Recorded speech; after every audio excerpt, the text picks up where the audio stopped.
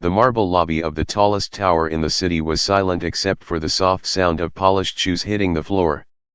A billionaire stood near the glass wall, looking down at the city like it belonged to him. He was used to power, used to people lowering their eyes when he spoke. Today, he wasn't just confident, he was entertained. A young man stood a few feet away.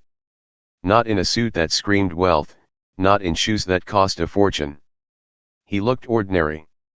The kind of person most people would ignore in a place like this. But there was something in his eyes that didn't match his appearance. Calm. Unshaken. Almost dangerous in its confidence. The billionaire gave a small laugh. "You really think you can come here and challenge me?" he said, adjusting his cufflinks. "Do you even know what this building is worth?" The young man didn't react. Not even a blink. "I don't need to guess," he replied quietly. "I already know." That answer made a few nearby executives smirk. They thought it was arrogance without foundation. The billionaire smiled wider, enjoying the moment like it was a game. "All right then," he said, pulling out his phone. "Let's make this interesting. Call whoever you want. Your boss, your family, your imaginary connections, let's see if anyone here knows your name." A soft laugh spread across the room. The billionaire was enjoying it now. He expected panic. Excuses. Fear. But instead, the young man slowly lifted his head. And said something no one expected. "I already made the call." Silence dropped like a weight in the room. The billionaire paused for a second, then chuckled again, thinking it was a bluff. But something about the young man's calmness started to feel different. Off balance. The billionaire leaned slightly forward. "Who did you call?" he asked, still smiling but less sure now. The young man looked him straight in the eye. "The one person you should have never allowed me to contact." A strange tension filled the air. Even the assistants stopped typing. Something about the atmosphere shifted, like the room itself was waiting. And then, the billionaire's personal phone, sitting on the table, started ringing. He glanced at it casually at first. Then his expression changed. The name on the screen wasn't familiar. It wasn't from his contacts. But it was coming through a secure line. The kind only a few people in the country could access. For the first time, his smile faded slightly. He didn't answer immediately. Instead, he looked at the young man. "Who exactly are you?" he asked slowly. The young man's reply was calm, but it landed heavier than any shout. "Someone you laughed at too early." The billionaire's finger hovered over the screen. "If he answers this call, everything changes. But if he doesn't, he might lose something far bigger than money. Now tell me, if you were in his place, would you answer the call or cut it off before it destroys everything? Just think about it, because the moment he presses that button, there is no going back." The billionaire stared at the phone like it had turned into something unfamiliar. A simple device he had used 1,000 times suddenly felt heavier than usual, almost like it carried consequences instead of just sound. Around him, the room stayed frozen. No one dared to speak. The young man didn't move either. He just stood there, calm as if he already knew exactly what was about to happen. The phone kept ringing. Once, twice, 3 times. The billionaire exhaled sharply and forced a laugh. "This is ridiculous," he muttered. "Some kind of stunt."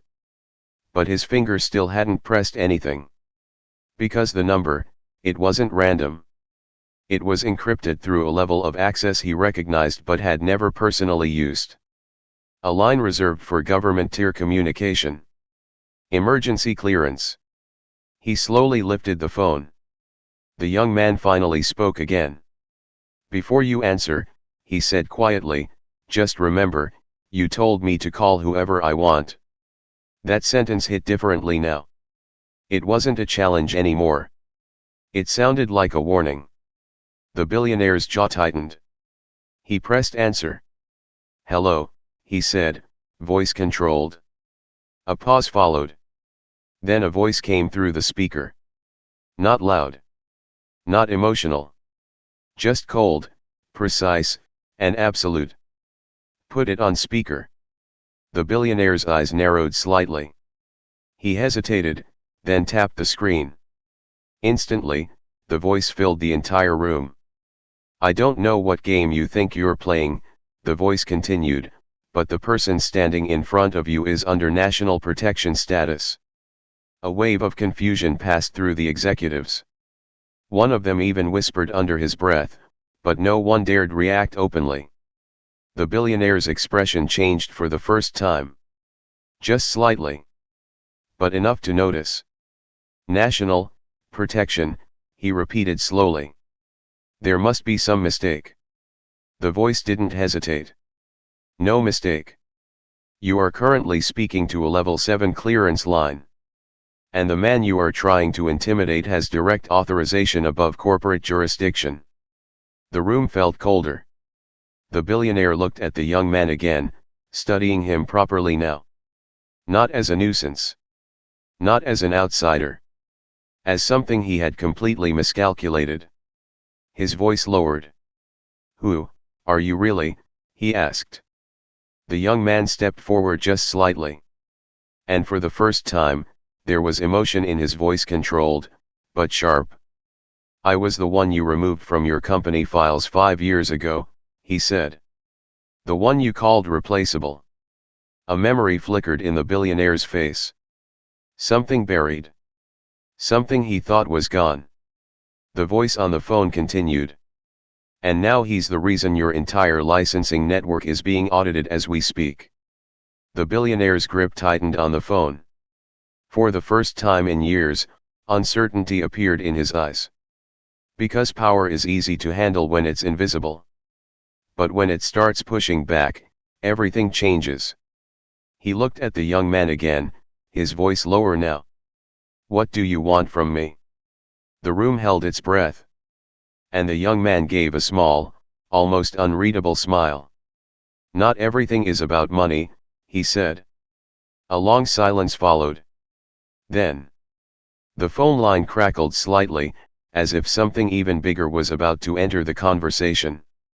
And the voice said one final line before going quiet. "You should have listened before you left." The call ended. Dead silence. The billionaire stood still, staring at the blank screen like it had betrayed him. And for the first time in his life, he didn't know what comes next. Now here's the real question. When someone from your past comes back with power you never expected, is it revenge, or is it justice finally arriving? And more importantly, what do you think the billionaire should do next to survive this? The silence after the call didn't feel normal. It felt heavy, like the air itself had turned into pressure. The billionaire slowly lowered the phone. His hand wasn't shaking, but his confidence had clearly shifted. The executives around him no longer looked relaxed. Some avoided eye contact. Others pretended to read documents they weren't actually seeing. But the young man? He still hadn't changed his expression. That was the most disturbing part. Because people who win arguments usually celebrate. But people who already know the outcome, stay calm. The billionaire finally spoke, his voice tighter now. "If what that call said is real," he paused, choosing his words carefully, "then you came here with a plan." The young man nodded once. "I didn't come here with a plan," he said. "I came here with a result." That sentence landed like a silent explosion. Before anyone could react, the glass doors behind them opened again. 2 men in formal suits entered. No announcement. No hesitation. Their presence alone changed the energy of the room instantly. One of them held a black folder stamped with an official seal. The billionaire recognized that seal immediately. His face changed. "No," he whispered. The lead official walked straight toward him. "Mr. Hale," the official said calmly, "we need to speak with you regarding multiple financial irregularities."